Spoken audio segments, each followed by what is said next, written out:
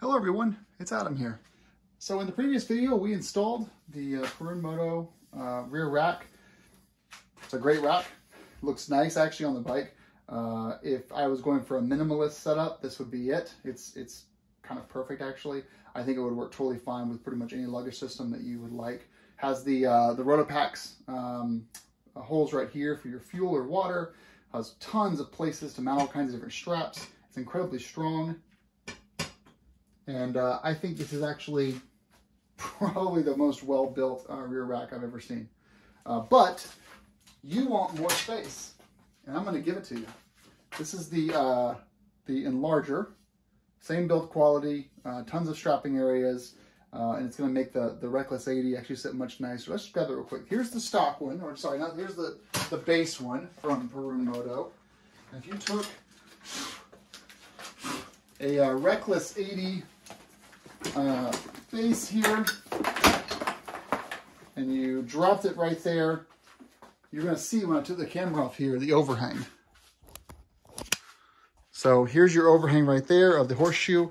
Now that fits fine, just fine. But what we're going to do is we're going to make this a little bit wider to accommodate that overhang right there.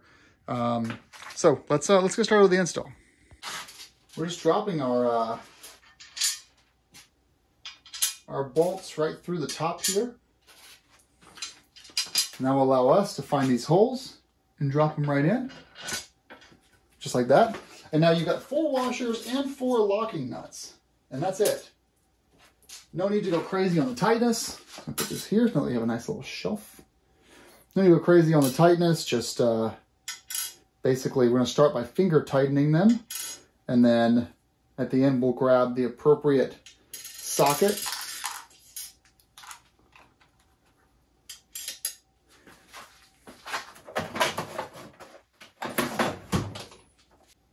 Which in this case is a 10mm socket you're going to need.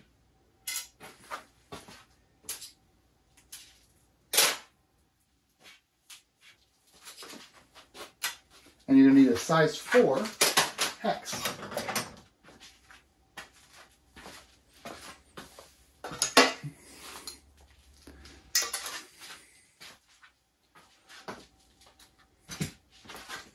Just like this. That's the only 2 parts you're going to need. Well, that and a couple of fingers. So let's get this washer on, get the locking nut ready. And that's going to be a little hard to get to there, but just be patient. Actually, you actually might need a 10mm wrench instead for this. I'm going to start by throwing this Moto Reckless 80 bag on top. So there's that. Now you can see, not only is it has a little bit more space up here, but it also hangs nicer now. You've got that extra lip there holds the bag up a lot nicer than before. Let's do a walk around. So here is the bag and how it sits with those. Obviously this isn't adjusted yet for this bike. These are going to turn like that, but yeah, much nicer. I'll remove the bag now and show you guys how it looks without the bag. And this is it. So with the Rottweiler tail tidy, you can see how much that extends past your bike's tail now, about 2 or 3 inches past from the front. Here's the view.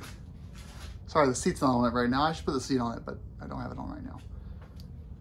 And then if you walk around,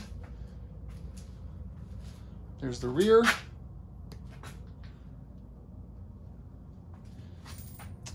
On the 701, it does look big.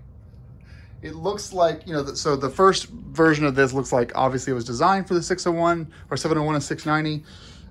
The extender does not, but it's all about function. So if you need the space, this is available, and I like it. I think it looks good.